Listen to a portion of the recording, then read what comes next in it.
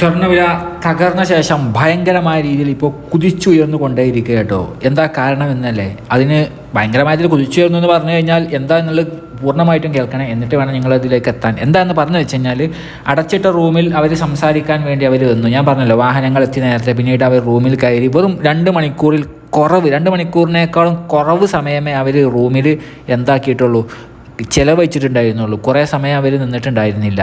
അത് ആദ്യം തന്നെ പറഞ്ഞിട്ടുണ്ടായിരുന്നു റൂബിയോ, ഇതൊന്നും ബ്രേക്ക് ത്രൂ ഉണ്ടാകാൻ പോകുന്നില്ല. ട്രംപ് പറഞ്ഞിരുന്നു പുട്ടിനെ കണ്ടിട്ട് വേണം ശരിയാക്കണമെന്ന് പറഞ്ഞിട്ടുണ്ടായിരുന്നു. പക്ഷേ ഇപ്പോൾ അവർ ട്രംപിനെ എല്ലാവരും വിളിച്ചേക്കാണ്. ഉക്രൈനും അതേപോലെ തന്നെ ഉക്രൈൻ്റെ അല്ലീസായ യൂറോപ്യന്മാരും വിളിച്ച് പറഞ്ഞേക്കുക. രണ്ടുപേരും 2 വാക്കുകളിൽ പറയുന്നു. ഉക്രൈനുമായി ബന്ധപ്പെട്ട സോഴ്സുകളിൽ നിന്നും കിട്ടുന്ന വാർത്ത എന്ന് വെച്ച് കഴിഞ്ഞാൽ നോൺ സ്റ്റാർട്ടേഴ്സ് എന്ന, അതായത് സ്വീകരിക്കാൻ കഴിയാത്തെന്ന. യൂറോപ്യന്മാരും വിളിച്ചിട്ട് പറഞ്ഞത്, അല്ലെങ്കിൽ ബ്രിട്ടീഷ് പ്രൈം മിനിസ്റ്റർ വിളിച്ച് പറഞ്ഞതും, അല്ലെങ്കിൽ ബ്രിട്ടീഷ് പ്രൈം മിനിസ്റ്റർ ഇപ്പോൾ പറഞ്ഞത്, അദ്ദേഹം പറഞ്ഞതും അൺആക്സെപ്റ്റബിൾ എന്ന 2 വാക്കുകളാണെന്നുള്ളൂ. 2ൻ്റെ അർത്ഥം സ്വീകരിക്കാൻ കഴിയാത്തത് എന്നാണ്. റഷ്യ വളരെ സാറ്റിസ്ഫൈഡ് ആണ്, ഇനിയും വേണമെങ്കിൽ ഇനിയും ചർച്ച ചെയ്യാം എന്നൊക്കെയാണ് റഷ്യ പറയുന്നത്. പക്ഷേ റഷ്യ മുന്നോട്ട് വെച്ച കാര്യങ്ങളൊന്നും സ്വീകരിക്കാൻ കഴിയാത്ത കാര്യങ്ങളാണെന്നാണ് ഇപ്പോൾ പറഞ്ഞിട്ടുള്ളത്.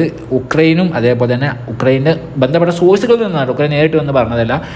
പിന്നെ എന്താണെന്ന് വെച്ച് കഴിഞ്ഞാൽ, ഇവർ ബ്രിട്ടീഷ് പ്രൈം മിനിസ്റ്റർ നേരിട്ട് പറഞ്ഞാണ് അക്സെപ്റ്റബിൾ ആണെന്ന് പറയും. യൂറോപ്യന്മാരുടെയും സംസാരം അവരുടെ അലീസിൻ്റെ അവിടെ നിന്നും ഓൾമോസ്റ്റ് ഇതുമായി അലൈൻ ചെയ്തു പോകുന്ന രീതിയിലുള്ള സംസാരം തന്നെയാണ്. പക്ഷേ ഒരു സന്തോഷകരമായ വാർത്ത എന്താണെന്ന് വെച്ച് കഴിഞ്ഞാൽ, തൗസൻഡ്സ് ഓഫ് പ്രിസണേഴ്സിനെ എക്സ്ചേഞ്ച് ചെയ്യാൻ വേണ്ടി ഇങ്ങനെ ഒരു എക്സ്ചേഞ്ച് ഇത്രയും ഹയർ നമ്പർ സംഭവിച്ചിട്ടില്ല.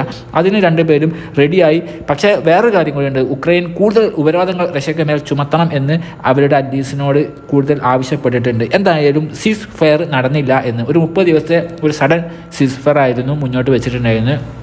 റഷ്യയുടെ കണ്ടീഷൻ, റഷ്യ എന്താ പറഞ്ഞതെന്ന് അറിയില്ല, എന്തെങ്കിലുമൊക്കെ ചിലപ്പോൾ പറഞ്ഞിട്ടുണ്ടാവും. ഇതുവരെ മുമ്പൊന്നും പറയാത്തൊരു കാര്യമാണ്. റിയാലിറ്റിയിൽ നിന്നും ഒരുപാട് ഡിറ്റാച്ച് ചെയ്തു പോകുന്ന രീതിയിലുള്ള കാര്യങ്ങളൊക്കെയാണ് റഷ്യ പറയുന്നത്. അതുകൊണ്ടാണ് അൺഅക്സെപ്റ്റബിൾ എന്നാണ് പറയുന്നത്. റഷ്യ എന്താ പറഞ്ഞതെന്ന് അറിയത്തില്ല.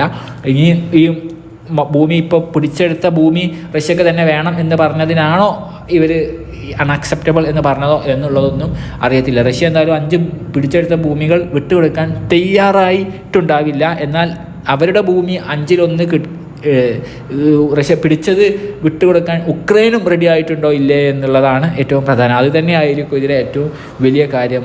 പിന്നെ നാറ്റോ സെക്യൂരിറ്റി എന്നുള്ള ആ ഫാക്ടറും. എന്തായാലും ഗോൾഡ് ഇപ്പോൾ കുതിച്ചുയർന്നുകൊണ്ടിരിക്കുന്നു. ഗോൾഡ് തകർന്നതിന് പലരും പല കാരണങ്ങളായിരുന്നു പറഞ്ഞിട്ടുണ്ട്. ഹൗസിംഗ് സ്റ്റാർസ് റേസ് ടു, അതേപോലെ ഏഷ്യയിൽ ഡിമാൻഡ് കൂടിയാൽ സ്വർണ്ണയിൽ കൂടാൻ വേണ്ടി ഇപ്പോൾ ലോ ലെവലായിട്ട് ഇപ്പോൾ എന്തായാലും ഏഷ്യയിൽ ഡിമാൻഡ് കൂടിയിട്ടുണ്ട്. കൺവെൻഷണൽ കൺസ്യൂമേഴ്സ് വാങ്ങുന്ന, സാധാരണ കല്യാണത്തിന് മറ്റുള്ള കൂടുതൽ ആളുകൾ വാങ്ങുന്നത്. ട്രംപിൻ്റെ ട്രേഡ് ടെൻഷൻ കുറഞ്ഞത് കൊണ്ട് സ്വർണ്ണവില ഇടിഞ്ഞു എന്നൊക്കെ പലരൊക്കെ പറയും. അത് ശരി തന്നെയാണ്, ഒരു ഫാക്ടർ. പക്ഷേ ഇന്നൊക്കെ ഇങ്ങനെ ഇടിയാൻ കാരണം ഇന്ത്യയിൽ വിശ്വസിക്കുന്ന എപ്പോഴും ആ റൂമിലേക്ക് അവർ കയറിയത് തന്നെയായിരുന്നു. പ്രിലിമിനറി കൺസ്യൂമർ സെൻറ്റിമെൻറ്റ്സ് താഴേക്ക് പോയിട്ടുണ്ട് 50.80. അതായത് ഇൻഫ്ലേഷൻ ഫിയർ വീണ്ടും വരുന്നു എന്നുള്ള ഒരു റിയാലിറ്റി നിങ്ങൾ എല്ലാവരും ഉൾക്കണം. എന്തായാലും ഗോൾഡ് വമ്പൻ തകർച്ച, 1500 രൂപ നാളെ കുറഞ്ഞേക്കാവുന്ന അവസ്ഥയിലേക്ക് അവർ റൂമിലുണ്ടായപ്പോൾ ഗോൾഡ് പോയിട്ടുണ്ടായിരുന്നു. പക്ഷേ അവർ റൂമിൽ നിന്ന് പുറത്തിറങ്ങി ഈ കാര്യങ്ങളൊക്കെ പുറത്തേക്ക് വന്നതോടുകൂടി സ്വർണ്ണവില കുതിച്ചു വന്ന് കൊണ്ടിരിക്കുകയാണ്. ഞാൻ നേരത്തെ പറഞ്ഞതുപോലെ ന്യൂട്ടൻ്റെ തലയിൽ ആപ്പിൾ വീഴുന്നത് പോലെ സ്വർണ്ണവില താഴേക്ക് പോവുകയായിരുന്നെങ്കിൽ ഇപ്പോൾ ന്യൂട്ടൻ്റെ 3rd ലോ വേണമെങ്കിൽ നമുക്ക് എടുക്കേണ്ടി വരും. അതിൻ്റെ ഇലസ്ട്രേഷൻ പറയുന്നുണ്ടല്ലോ, റോക്കറ്റ് മുകളിലേക്ക് പോകുന്നതിന് ന്യൂട്ടൻ്റെ 3rd ലോ ആണ് പറയുന്നത്. കാരണം അതിൻ്റെ ഫ്യൂവൽസ് പുറത്തേക്ക് എക്സോസ്റ്റ് അല്ലെങ്കിൽ പ്രൊപ്പലൻസ് ബാക്കോട്ട് പോകുമ്പോൾ അതിന് വരുന്ന റിയാക്ഷനാണ് എന്നാണ് പറയുന്നത്. ആ ആക്ഷൻ്റെ റിയാക്ഷനാണ് റോക്കറ്റ് മുകളിലേക്ക് പോകാൻ എന്ന് പറയാറുണ്ട്. വിശന്ന് പോയോ, അത് റോക്കറ്റ് വരുന്ന പോലെയാണ് പോകുന്നത്. Every action there is A equal and opposite reaction എന്ന് പറയുന്ന ന്യൂട്ടൻ്റെ 3rd ലോ. അതേപോലെയാണ് ഇപ്പോൾ ഗ്രാവിറ്റേഷണൽ ലോക്ക് നേരെ തിരിച്ചാണ് ഇപ്പോൾ പോകുന്നത്.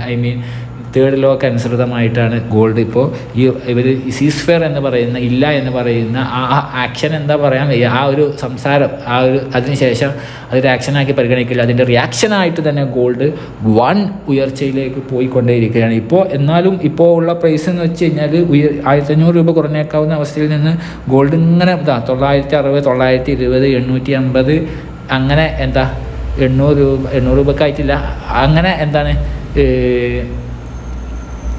ഇപ്പോഴും ഉണ്ട് കേട്ടോ. 880 രൂപയൊക്കെ കുറഞ്ഞേക്കാവുന്ന അവസ്ഥ തന്നെയാണ് ഇപ്പോഴും മാർക്കറ്റിലുള്ളത്. അതായത് സ്വർണ്ണവില നാളെയും ഇപ്പോൾ ഉള്ള പ്രൈസായ ഇപ്പോൾ ഉള്ള പ്രൈസ് 69,760 എന്ന് പറയുന്ന സംഖ്യയിൽ നിന്നും നാളെ വീണ്ടും സ്വർണ്ണവില കുറഞ്ഞേക്കാവുന്ന അവസ്ഥയിലൂടെ തന്നെയാണ് ഇപ്പോൾ പോയിക്കൊണ്ടിരിക്കുന്നത്.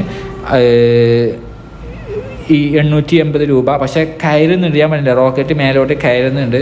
ഇനി ബാക്കിയുള്ളത് നമ്മൾ കാണേണ്ടിയിരിക്കുന്നു. ട്രംപ് എന്ത് പറയുന്നു, പുടിൻ എന്ത് പറയുന്നു, സെലൻസ്കി നേരിട്ട് വന്നിട്ട് എന്ത് പറയുന്നു എന്നുള്ളതും കൂടി പ്രധാനം തന്നെയാണ്. അതിനുശേഷം നമ്മൾ വീഡിയോ ചെയ്യുന്നതായിരിക്കും. എന്തായാലും സ്വർണ്ണവില എന്ന് പറയുന്ന സാധനം തകരുന്ന അവസ്ഥ ഇപ്പോൾ ഈ ഒരു സീസ്ഫെയർ താറുമാറായി കഴിഞ്ഞാൽ ഗോൾഡ് വേഗം 70,000 മുകളിലേക്ക് പോയേക്കും. എന്തായാലും അവരുടെ സംസാരത്തിന് ശേഷം എന്തായാലും വീണ്ടും വീഡിയോ ചെയ്യാം.